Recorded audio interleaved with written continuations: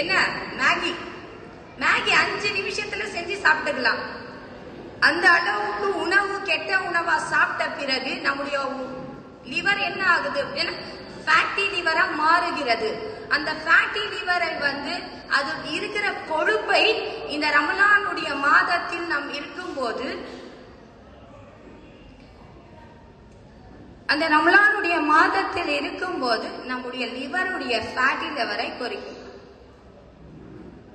பாம்பேல ஒரு டாக்டர் மிக சிறந்த ஒரு டாக்டர், அவர் சொல்றாரு, நம்முடைய மருத்துவமனையில ஒரு நோயாளியை வந்திருந்தார். நோயாளியை அனுமதிக்கப்பட்டார். அவருடைய வயிறு மிக பெருசா ஒரு 9 மாதங்கள் இருக்குல்ல, அந்த அளவுக்கு பெருசா இருந்துச்சு. அவங்களுடைய லிவர் இருக்குல்ல, எல்லாமே செயலிழஞ்சி ரொம்ப கெட்டு போயிடுச்சு. அதனால டாக்டர்ஸ் எல்லாமே ஆலோசனை பண்ணிட்டு இவரை சரிப்படுத்த முடியாது, ஏன்னா லிவர் ஃபுல்லாவே டேமேஜ் ஆயிடுச்சு. அதனால அவருக்கு ஒரு வாரத்துடைய கெடு கொடுத்துட்டாங்க. இனிமேல் அவர் வாழ மாட்டாரு, வீட்டுக்கு எடுத்துட்டு போயிடுங்க அப்படின்னு சொல்றாங்க. இப்ப இந்த டாக்டர் ஒரு முஸ்லீமாக அவர் என்ன பண்றாரு, அவரை கூப்பிட்டு நான் அவருக்கு ட்ரீட்மெண்ட் கொடுத்தேன். எப்படிப்பட்ட ட்ரீட்மெண்ட்னா, அந்த சூரியன் உதைப்பதற்கு முன் உணவு, சூரியன் மறையும் போது அவங்களுக்கு உணவு கொடுத்து அவரை ட்ரீட்மெண்ட் பண்ண. அந்த ட்ரீட்மெண்ட்னால இப்போ அவரு மிக ஹெல்த்தியான ஒரு மனிதராக இருக்கின்றார் அப்படின்னு இன்னைக்கு ஆய்வோட தெளிவாக அவரு இன்னைக்கு மீடியால சொல்லக்கூடியவரா இருக்காங்க. இந்த நோன்புடைய சிறப்புகள் நமக்கு தெரியாம இருக்கு. நம்ம என்ன நினைக்கிறோம், நோன்புனா சாப்பிடாம இருந்துச்சுன்னா நம்ம சாப்பிடாம இருக்கோம், சோர்வு இல்ல. நம்முடைய உடலில் இருக்கிற பிரச்சனையை தூரமாக்க கூடியதான் இந்த நோன்பு இருக்கு. நம்ம நல்லா தெளிவா தெரிஞ்சுக்கணும். நம்ம குடல்ல இந்த இன்சுலினோ எந்த ஒரு விஷயமோ நம்ம போடாம நம்ம உடம்புலயே தானாவே சுரக்க ஆரம்பிக்குதுன்னா ஒரு மிகப்பெரிய ஒரு விஷயம் இல்லையா? அதுக்கு பிறகு என்ன ஆகுது அப்படின்னா, குளுக்கோஸ் முடிஞ்சிடுச்சு.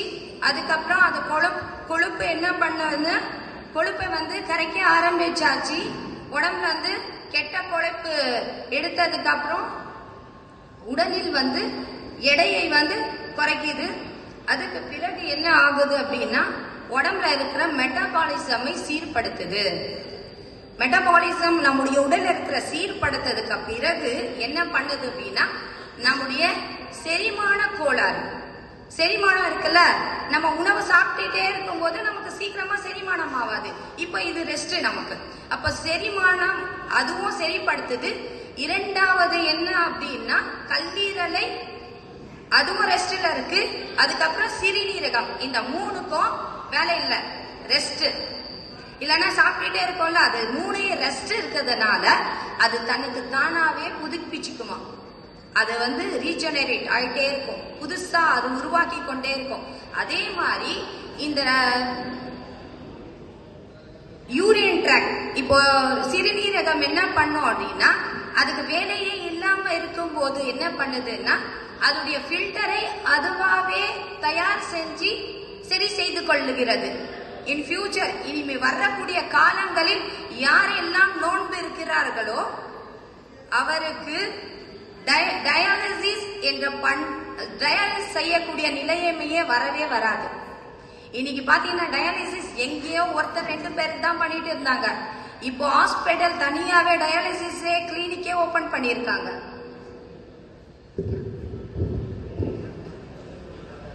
உடல்ல ஒவ்வொரு விஷயமான மாற்றங்கள் நம்ம பார்த்துட்டு இருந்தோம், சரியா? நமக்கு ஒவ்வொரு விஷயம், ஃபர்ஸ்ட் உடம்புல இருக்கிற கெட்ட கிருமிகள் சாப்பிட்டாச்சு, உடம்புல உணவு தண்ணி இல்லாத காரணத்தால. ரெண்டாவது அதுக்கு உணவு இல்ல. அதுக்கப்புறம் உடம்பில் இருக்கக்கூடிய குளுக்கோஸை கல்லீரலை சமப்படுத்துறதுக்கு அப்புறம் மறுபடியும் அதுக்கு உணவு தேவைப்படுது. அந்த குளுக்கோஸ் இல்லாத காரணத்தால உடம்புல இருக்க கெட்ட கொழுப்பை கரைத்து எடுக்கிறது.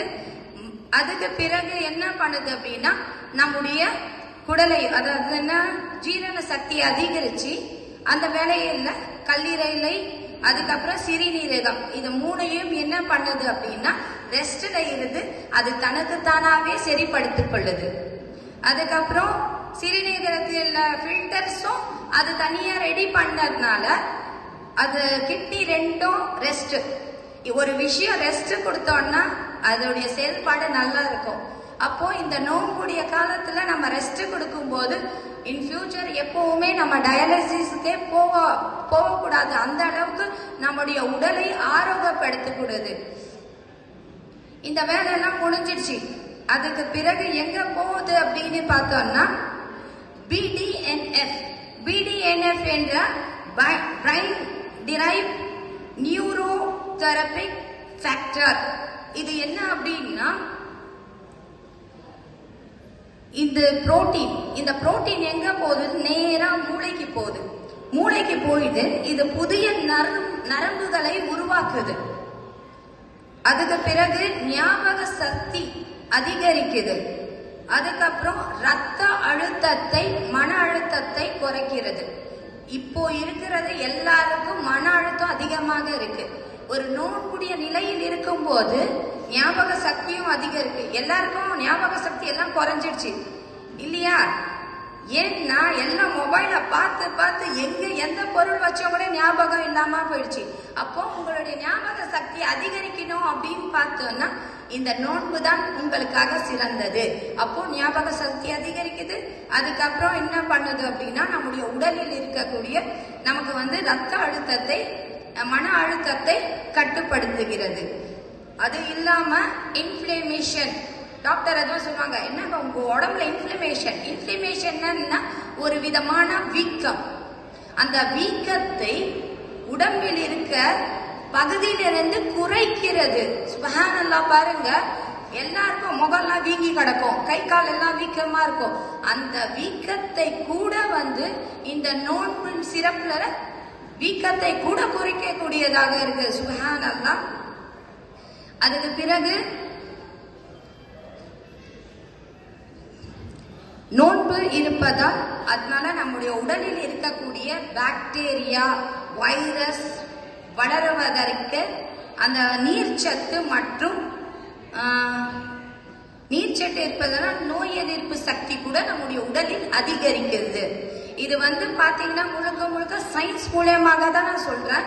இதனால் கண்டிப்பாக நோன்பு இருப்பதனால நமக்கு என்னென்ன நன்மைகள் அப்படின்னு நம்ம தெரிஞ்சுக்கிட்டோம். சரியா? இனிமேல் இந்த அளவுக்கு நமக்கு டாக்டர் கிட்ட போகாமலே நம்முடைய உடலையே சீர்படுத்தக்கூடிய நன்மைகளை அல்லாஹ் சுப்ஹானஹு வ தஆலா நம்ம உடலுக்கு கொடுத்திருக்கிறான்னா எவ்வளவு பெரிய பாக்கியத்தை பாருங்க. அல்ஹம்துலில்லாஹ். இப்ப உடலால நம்ம